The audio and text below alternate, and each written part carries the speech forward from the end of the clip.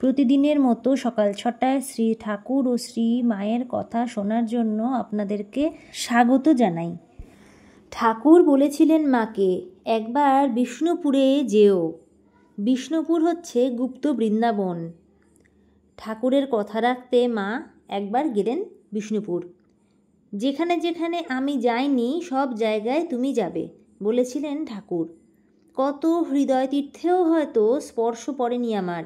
তুমি সেখানে রেখো তোমার অমীয় দৃষ্টি, তোমার মর্মমন্ত্র। আমার যা মন্ত্র তারই মর্ম তুমি। আমি বাক্য, তুমি ব্যাখ্যা। আমি যদি হই ভাষা, তুমি তাহলে ভাষ্য। আর আমি যদি হই অন্বয়, তুমি তাহলে তার অর্থ। সকলকে তুমি নিমগ্ন করো তোমার অপরিচ্ছিন্ন সত্তায়।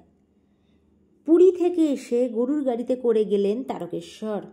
তারপর মাহেশে যান মোটরে করে, রথরজ্জুতে টান দিয়ে আসেন। মা বলেছেন ঠাকুরকে একবার রথে চড়ানো হয়েছিল। সেই ঘটনা, ঠাকুরকে একবার রথে চড়ানো হলো। মা বসে বসে অনিমেষ নয়নে তাকে দেখতে লাগলেন। তাকে কোনোদিন নিরানন্দে দেখিনি, এই কথাটি আবার প্রত্যক্ষ করলেন চোখের সামনে। রাস্তায় নিয়ে গিয়ে গঙ্গা পর্যন্ত টেনে আনা হলো। তারপর রথ উপরে তুললে। রাধু নলিনীকে নিয়ে মা টানলেন, ভক্ত মেয়েরাও হাত মেলালো। একটি আনন্দ চপলা কিশোরীর মতো হয়ে গেলেন মা। যখন রাস্তায় টানা হচ্ছিল, মা বললেন, সকলে তো আর জগন্নাথ দেবকে রথে চড়া অবস্থায় দেখার জন্য যেতে পারে না। মানে আগে তো সব জায়গায় এইভাবে রথ হতো না, এখন যেমন সব জায়গায় পাড়ায় পাড়ায় অলিতে গলিতে রথ, সময় রথ আমরা দেখতে পাই, তখন তো হতো না। তাই আর কি বলছেন যে তখন তো সেই বড়, সবাই জানে পুরীর জগন্নাথ একটা, ওই একটাই মোটামুটি সবাই জানতো। তো সেই জন্য মা বলতে চাইছেন যে ওইখানে তো সবসময় পুরীধামে যাওয়া সম্ভব নয়। তাই জন্য যারা এখানে থেকে আজকে এই মুহূর্তে যারা এখান থেকে ঠাকুরকে দেখছেন এইভাবে রথে চড়ে যাওয়াটা, তাদেরও সেই পুণ্যই হবে। যারা এখানে থেকে ঠাকুরকে রথে দেখলে তাদেরও হবে, যেটুকু হবার তাই হবে। পুরীতে যখন দেখলেন এত লোক জগন্নাথ দেব দর্শন করছেন, তখন মা কাঁদলেন আনন্দে। আহা, এত লোক মুক্ত হয়ে যাবে। শেষে দেখেন মুক্তি কি এতই সোজা? শুধু যারা বাসনা শূন্য তারাই মুক্তি পাবে। তাদের সংখ্যা আর কটি? কোটিতে গটিক মেলা ভার। চক্রের মতো সৃষ্টি চলছে। যে জন্মে মন বিতকাম সেইটিই তার শেষ জন্ম।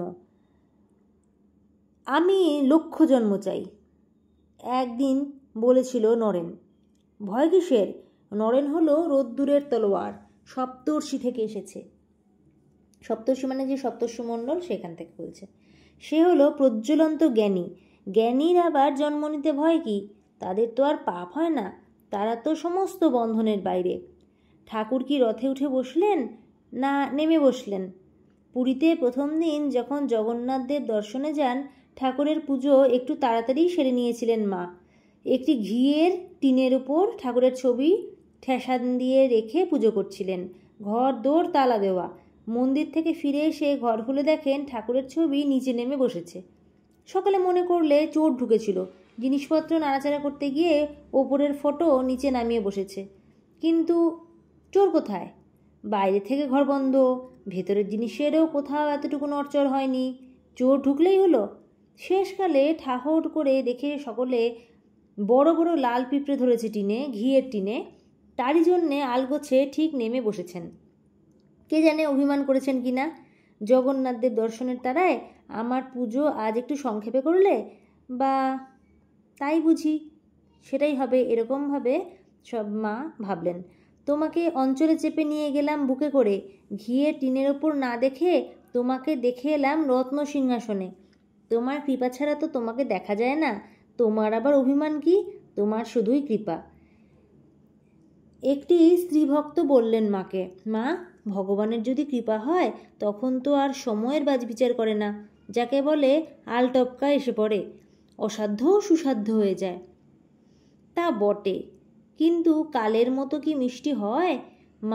মা বললেন গম্ভীর মুখে, মানুষ অকালে ফলাবার চেষ্টা করেছে।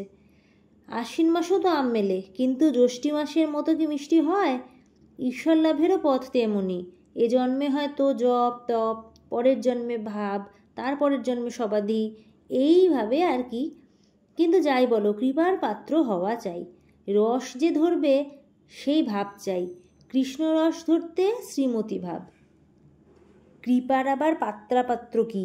সূর্যের আলো তো সকলের ওপর সমান, কিন্তু ঘরে রোদ আনতে হলে জানালাটিকে মেলে ধরতে হবে। কৃপার হাওয়া তো বইছে চারিদিকে, কিন্তু পালটি তো খুলে দিতে হবে আকাশে। মাছ তো রয়েছেই সরোবরে, কিন্তু ছিপটি ফেলে তো বসে থাকা চাই। তাই বলি, মা বললেন, নদীর কূলে বসে ডাকো, সময়ে তিনি পার করবেন। তাহলে কৃপাতেও বিচার আছে? না ডাকলে পার করবেন না? করতে দেরি হবে, যার যেমন কর্ম তার তেমনই কৃপা। এই দেখো না, আমার যখন অসুখ, তখন যদি কেউ আসে দেখা পাবে না। তখন সে আসে কেন? বলবে ভাগ্য। আমি বলবো কর্ম। যার যেমন কর্ম তার তেমনই সুযোগ সুবিধে। কতবার করে আসছে, যাতায়াতে বহু খরচ, তবু যতবারই আসে ততবারই আমার অসুখ। আবার কেউ হয়তো রাস্তা দিয়ে যাচ্ছে, দেখা পেল না চাইতেই। যার পাড়ে যাবার সময় হবে সে দড়ি ছিঁড়ে আসবে, সাধ্য নেই তাকে কেউ বেঁধে রাখে। সে দড়ি ছিঁড়ব কি দিয়ে?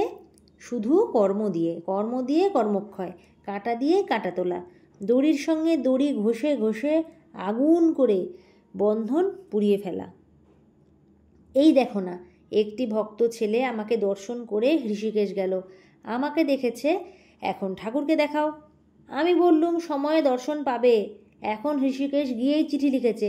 কই, দর্শন তো পেলুম না এখনও। ভাবখানা এই, যেহেতু সে ঋষিকেশ গিয়েছে, ঠাকুর তার জন্যে সেখানে এগিয়ে থাকবেন। সাধু হলে কি হয়, ভগবানকে ডাকতে হবে তো। সাধু হওয়া তো এই নয় যে সাধন ভজন আর করবো না।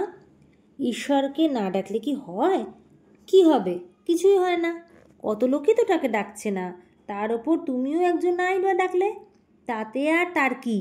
তার অনন্ত আছে, মাঝখান থেকে তুমিই একটা আনন্দের স্বাদ পেলে না, জানলে না কাকে বলে অমৃতের পিপাসা। তুমি বেশ আছো তো, তাই থাকো। তার এমনই মায়া, তোমাকে তিনিই ভুলিয়ে রেখেছেন। আশ্চর্য, এমন আপনজনকে তুমি ভুলতে দিলে। আবার আগামীকাল ভোর 6টায় মা ও শ্রী ঠাকুরের কথা শোনার আমন্ত্রণ জানিয়ে আজকের মতো ভিডিও শেষ করছি। সবাই বলুন জয় শ্রী ঠাকুরের জয়, জয় শ্রী মায়ের জয়।